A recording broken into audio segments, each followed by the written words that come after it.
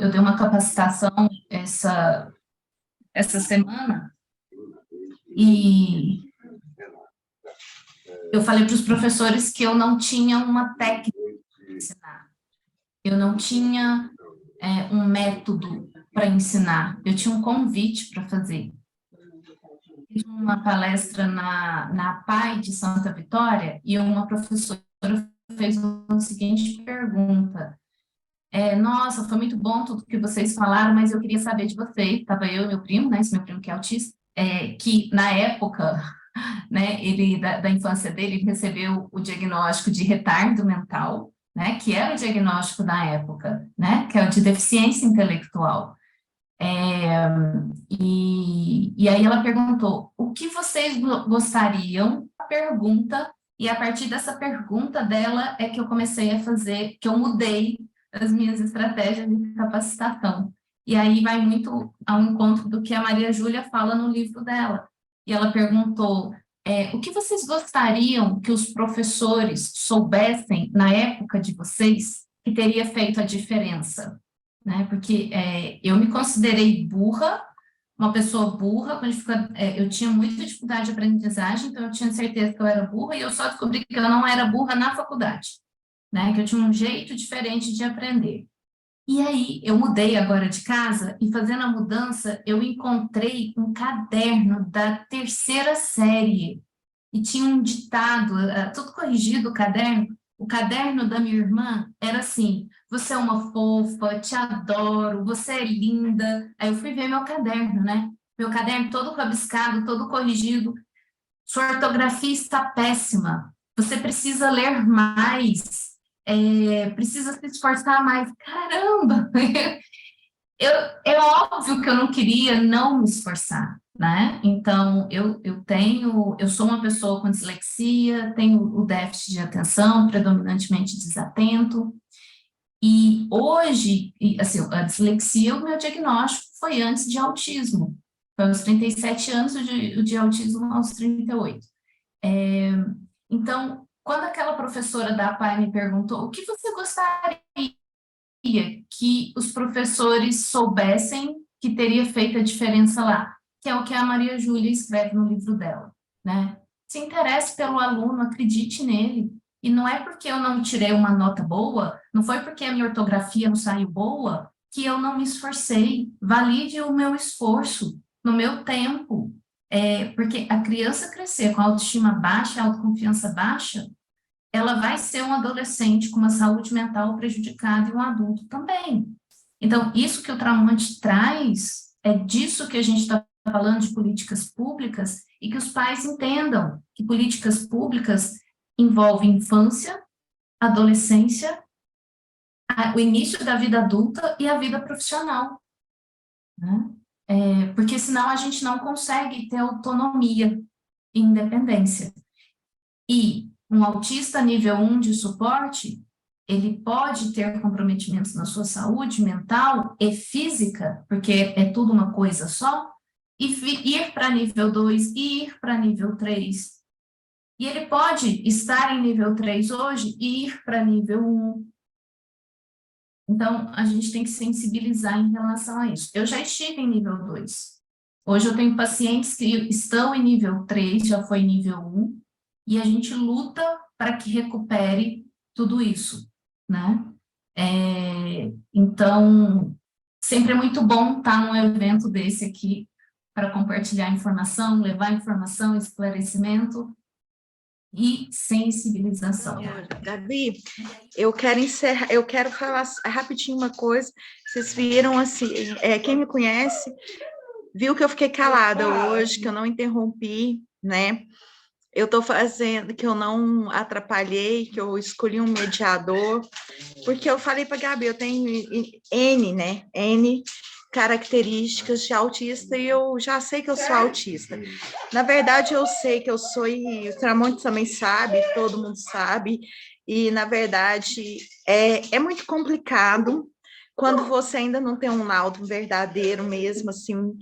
E aí, por que eu estou tentando ficar calada? Porque é o seguinte, eu percebi que uma das minhas características era falar sem perceber que eu estava falando muito. E aí, o que aconteceu? Isso tem me atrapalhado na minha profissão.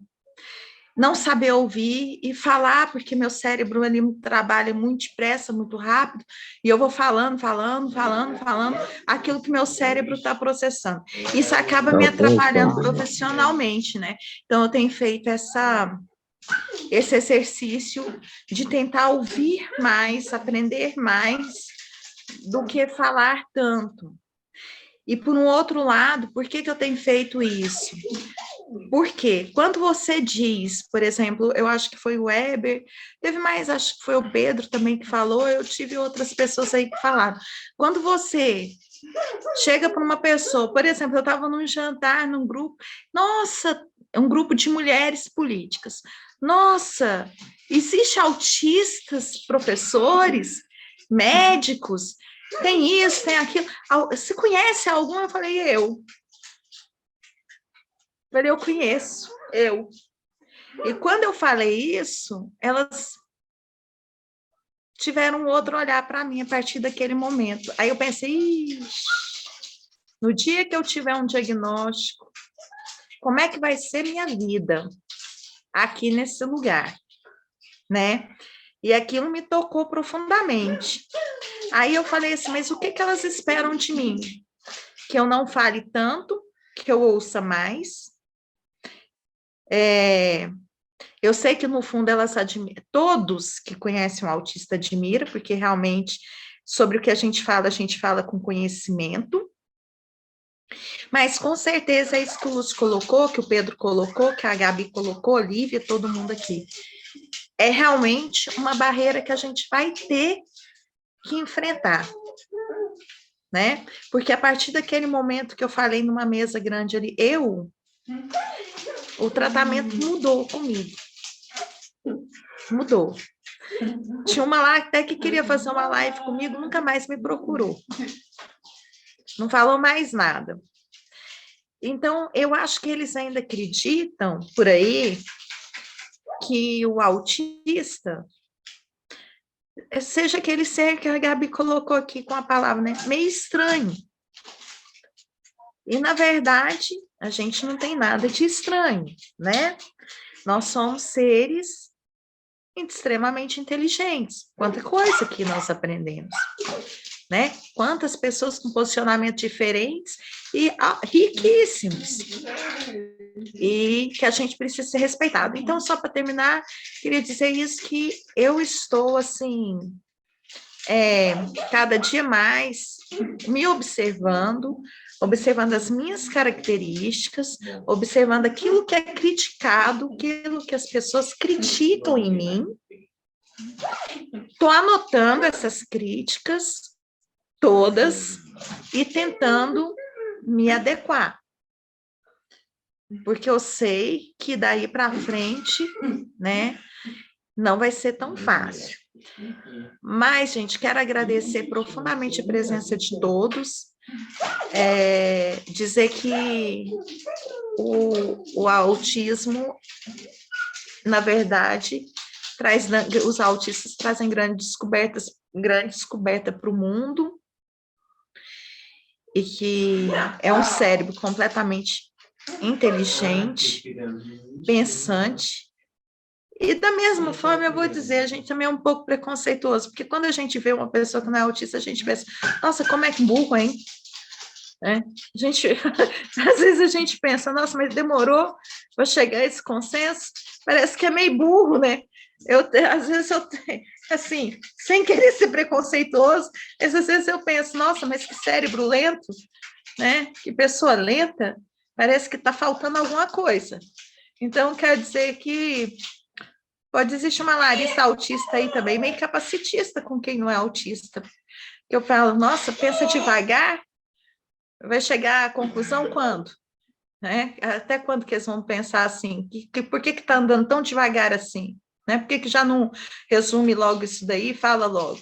Então, tudo isso eu tenho aprendido aí. E se eu realmente for autista, não vai ser um sofrimento para mim, vai ser uma grande alegria hoje, Poderia ter sido ontem, mas vai ser uma grande alegria hoje, porque eu conheci pessoas maravilhosas nesse meio e vi que tudo aquilo que a gente acha que a gente é estranho, é diferente e é criticado, na verdade pode ser grandes qualidades, né? Então vamos seguir em frente. Clarissa, o Lúcio levantou a mão. Estou vendo aqui.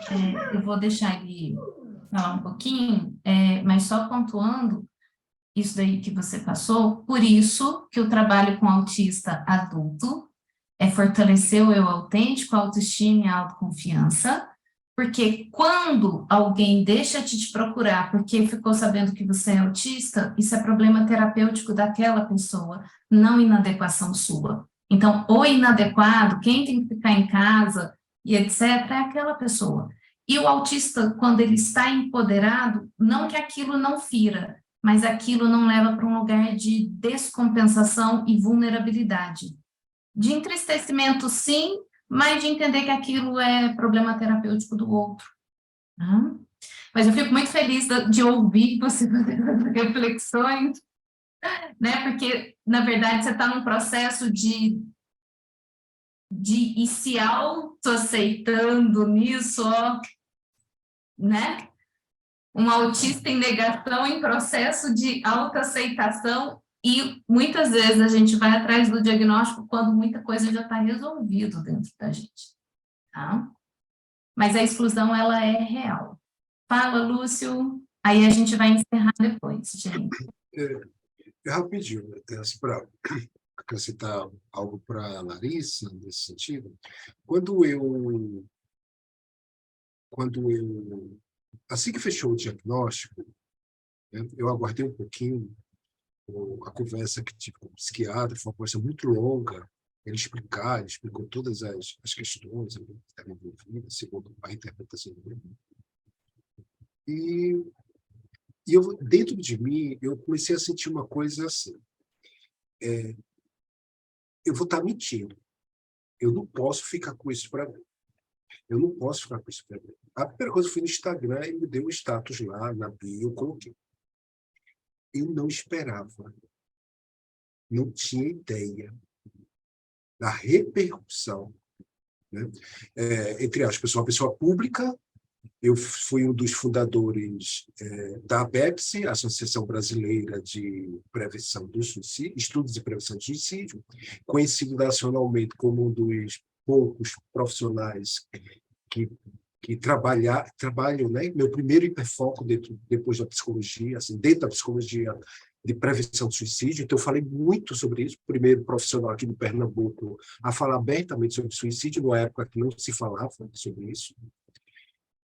Mas eu senti na pele o capacitismo. A partir de mim também. Nós todos somos capacitistas, todos somos racistas, todos somos homofóbicos, porque nós somos atravessados por uma cultura destrutiva. E a gente tem que começar a se dar um desconto sobre isso também, né? Agora, a gente, quando tem essa consciência, a gente precisa trabalhar isso em nós, né? Quando a gente nega muito a questão do próprio autismo, como é que a gente sente e vê o autismo lá fora? Eu tenho uma visão, né? Cada um vai ter a sua, etc. E eu tento falar isso, né? Quando eu vejo um paciente autista com algumas tentativa de suicídio, professor, abre o seu diagnóstico, faz uma seleção, passa em um colégio privado e um conjunto de vários pais se reúnem para que esse professor não seja professor dos filhos dele, porque é autista. Isso é terrível. A gente passa todos os dias. O primeiro, você fala, Larissa, os profissionais, colegas de referências, todos se afastaram de mim.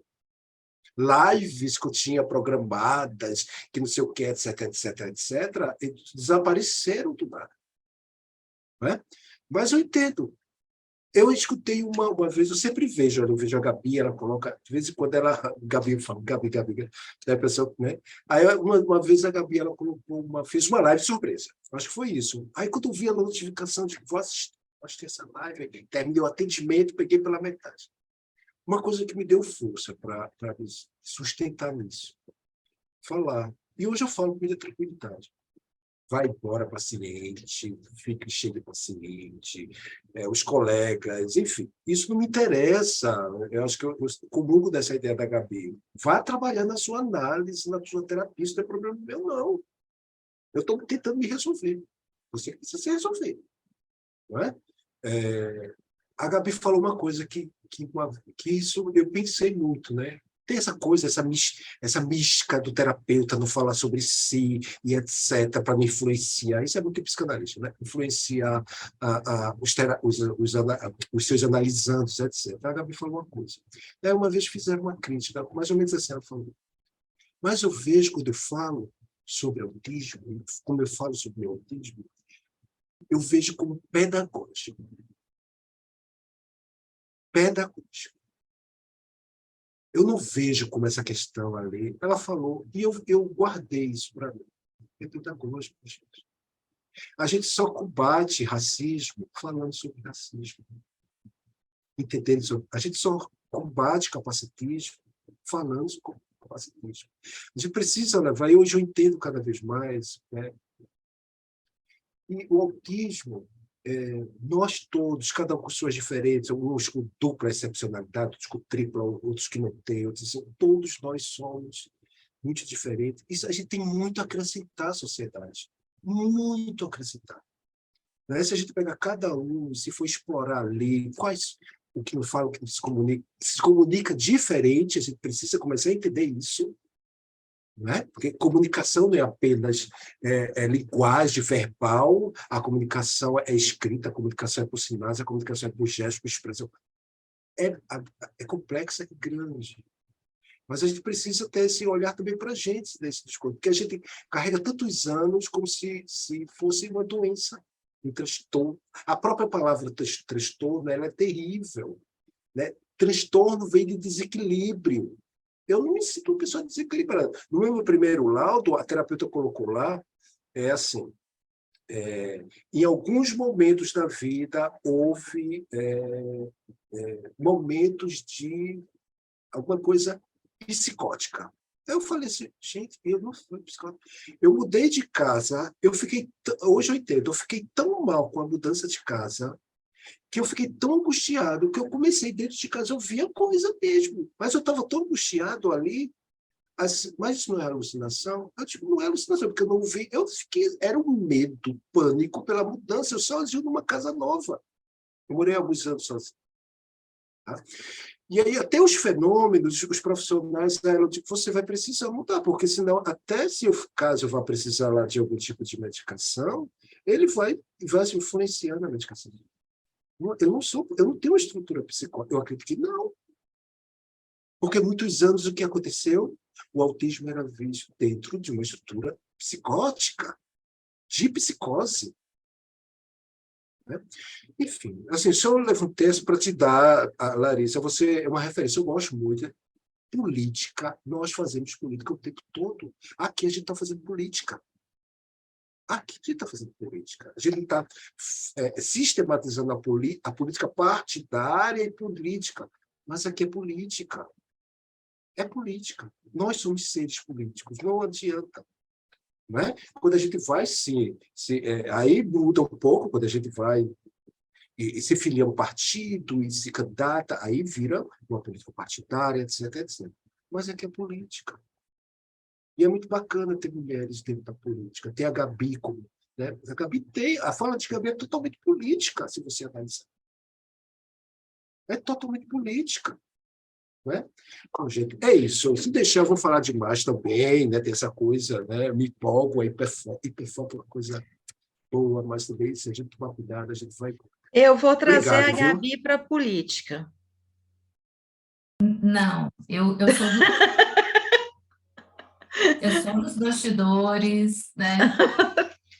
Eu tenho especialização em política e estratégia, mas quando eu fiz esse curso, eu entendi que a política que eu faço é no meu dia a dia, é nos bastidores, e tenho consciência dessa política que eu faço ela de modo consciente.